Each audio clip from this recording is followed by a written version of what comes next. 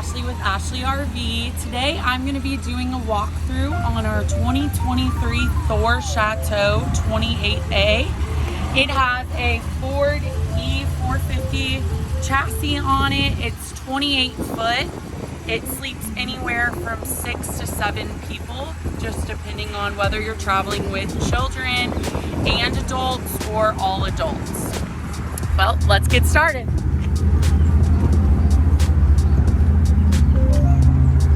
So this is going to be our control board where it will power the battery. I always say to renters, if you're going in, you're going to go into Walmart for a couple of hours, you're going to turn the generator off, you're going to turn the ignition off. Go ahead and flip this switch off. It'll save you coming back to a dead battery. Now, if you're traveling and you need to utilize your screen in the front, your generator, your microwave in the back, your lights, go ahead and just flip that on and you'll go ahead and light up the house battery. This is going to be your control panel right here, which is going to help you power your generator on. It's going to turn your water pump on, give you your water heater, your LP, or whether you're running off your 110 when you're at an RV park or plugged into your 110. It's also going to show you your LPG amount, your battery charge, your fresh water, whether or not it's full or empty, your black tank, and your gray tank. So to turn on the generator, you're going to press down to prime it, and you're going to wait for that red light, and you're going to push up on it. And you hear right there, your generator has started, and your red light does come on. Now, if you're priming it and it hasn't quite started, go ahead and just let off the stop button and go ahead and press down again and redo it.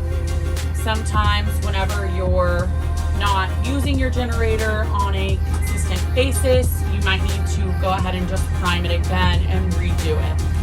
Whenever you're traveling and you are self-contained with your water and you have a full fresh tank and you need to wash your hands, use the restroom, you're going to want to turn the water pump on like that, and that will give you water to be able to run through the unit. Whenever you are at a RV park and it is cold outside or you're looking to shower, you'll want to flip on this 110 if you are plugged up at the RV site, and that'll go ahead and heat your water to a temperature where you can take a shower. I do recommend whenever traveling with multiple people that you are traveling to RV parks that have nice showers areas. Bring some sandals, some flip-flops, and go ahead and just utilize their showers. Sometimes you get more hot water utilizing theirs, especially when you're traveling with women and children and little girls and things like that. You'll get much longer duration of hot water. For sleeping quarters, we have this jackknife sofa right here that can sleep 2 small children or 1 larger adult on here. To put it up, you're going to press in, down, and pull up like that. You can also sleep up here. This right here pulls forward whenever you are at a stopping point. If you have larger adults driving, I recommend pulling it back over that way. But right here, this is enough to sleep 2 adults or even 2 children as well. We ask that you do put the ladder right here and avoid climbing on the couch as well as the dinette. And to lock this, you'll just want to put it right there, and that way it locks It's a great size up here though. There's cup holders as well in the back.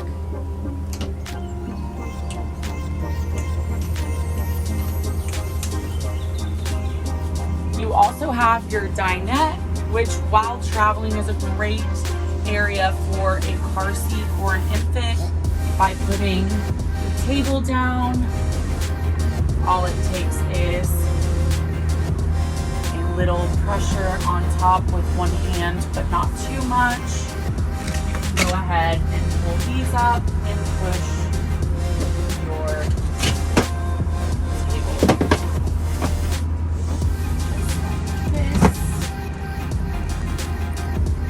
And then right here, you have seat belts where you can fit a car seat if you wanted.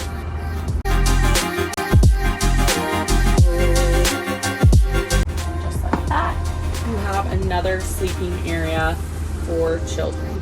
It's also a great place to put a pack and play if you're traveling with small children. You can put a pack and play on top. That's typically where we travel with our pack and play. And then last but not least, you have the primary bed in the back that will sleep 2 adults. There also is a little bit of privacy in this room, so you're able to close off.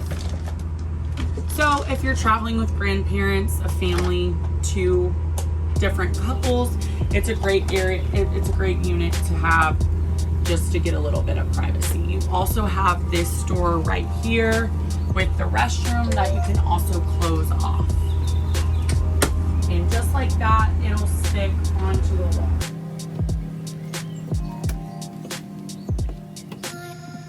Next, we have our bathroom. This bathroom is actually a great size for a 28-foot. You have plenty of storage to travel with. Up here, I do recommend just making sure you don't have any glass traveling in these compartments to avoid glass breaking on the floor while driving, but you do get plenty of storage as well as down here. We ask that you only put RV toilet paper down in the toilet. You can find that at Walmart in the RV Marine toilet paper area, but also we will provide you with a couple rolls to get started. As far as the toilet goes, the toilet will flush right here. You'll want to make sure that you have that water pump on that I showed you in the front. So after you use the restroom, you push down on that with the water pump on, the water will go through and you will complete a flush. At the end of your stay, when you're leaving an RV park, we will ask you to put a RV toilet or RV pod down into the toilet. This unit does come with a microwave, stove, and oven. For the microwave, you're going to want to make sure you're plugged up at the RV park, or you do have the generator running if you are on the road traveling to your destination. For the stovetop, we ask that you put this like that, and to turn on, you will go like this and ignite like that.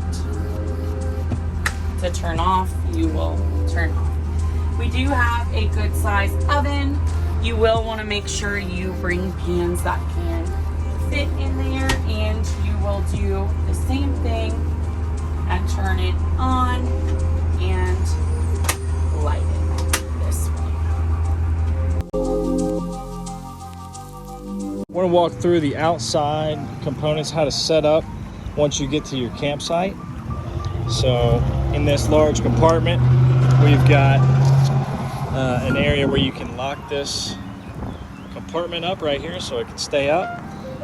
Then we have some big storage, full pass through. You can actually get to it from all 3 sides here, so you can put some larger gear in here. We also have our sewer hose, our water hose, and our electricity. So I'll show you guys first how to hook up the electricity. So once you get to the campsite, one of the first things you want to do is go ahead and get the power rolling, the AC started. So the 30 amp connection is going to be plugged in right here. As you can see, it has one little tine on the female just hooks up the same way on the male.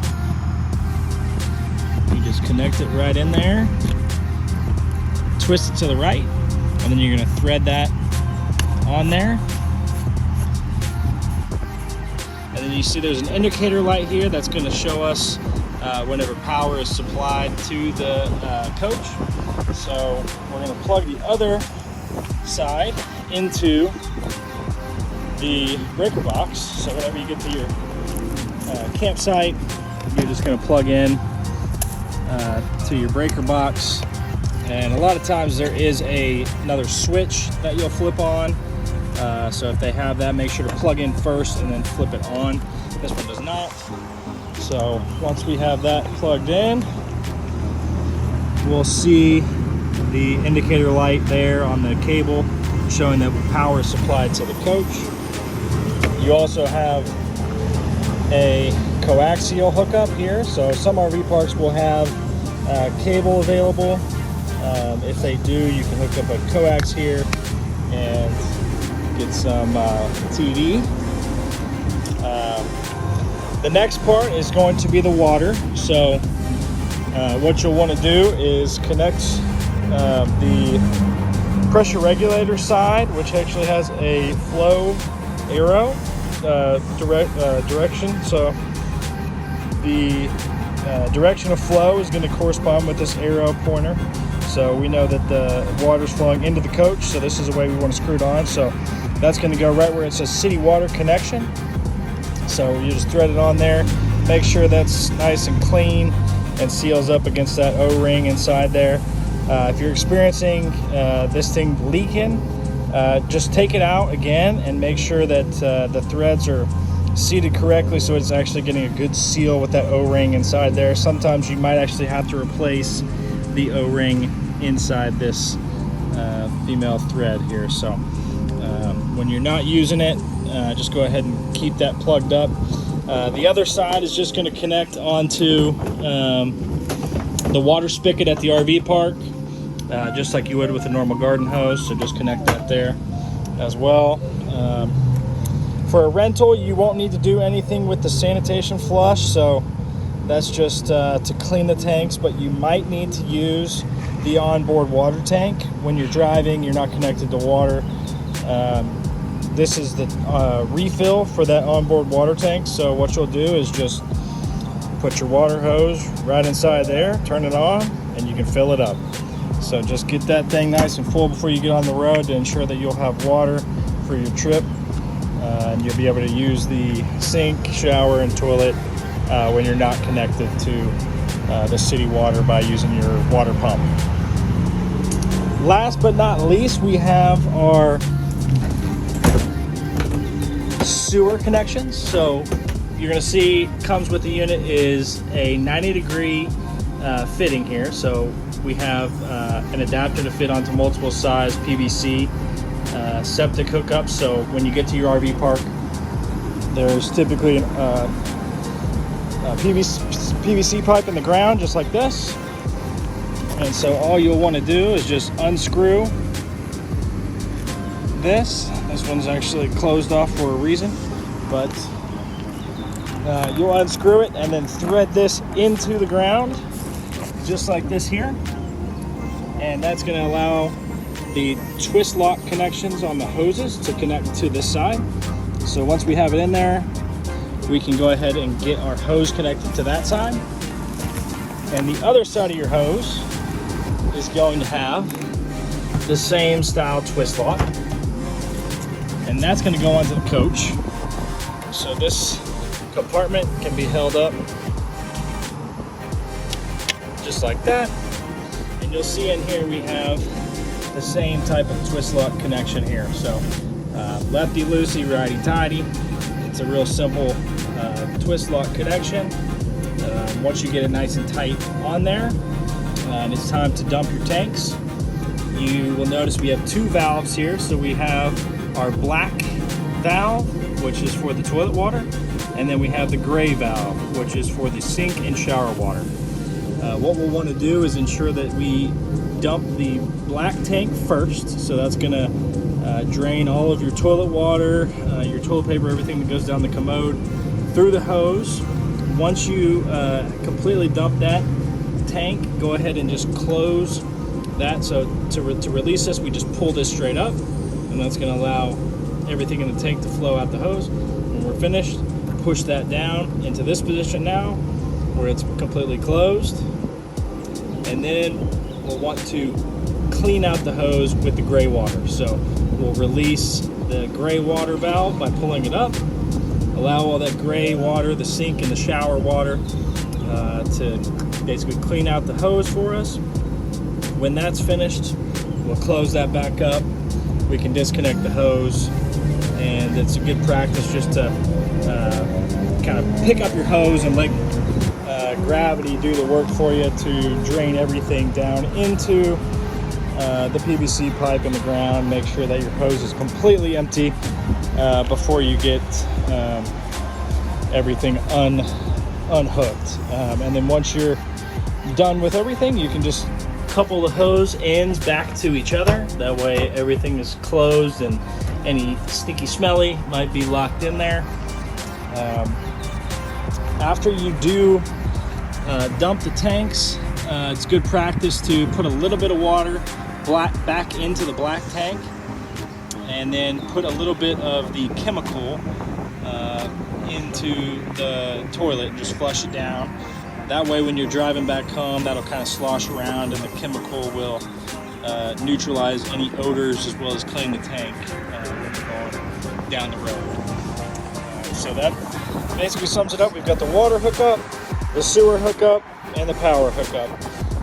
In addition to that, we also have our propane connection, or propane access port. So this is where the technician at a propane refill station will access and connect to. So there is a on-off valve there. So if for one reason or another, if you're experiencing your fridge not working, or the hot water not working, or the heater in the furnace not working, and you're wondering why, because your propane's full, sometimes this valve might be off. A lot of the technicians sometimes don't turn that back on after they refill your propane. So you can come out here and just check and see if it's all the way to the left, that means the valve is on. All the way to the right means it's off. So it's closed. So if it's open, that means you're going to supply propane to the coach.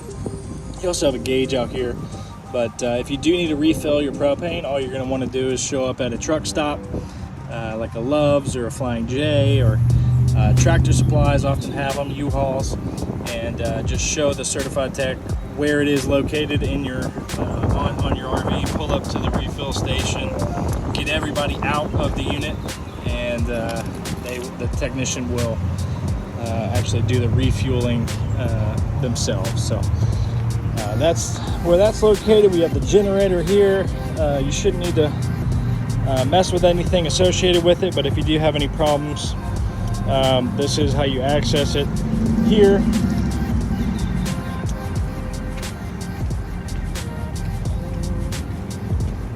As we go around the coach, we have some more storage compartments,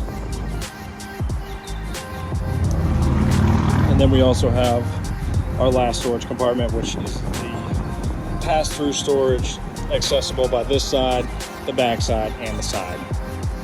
And if you have any questions, please don't hesitate to reach out to us at any time. Thank you. Bye-bye.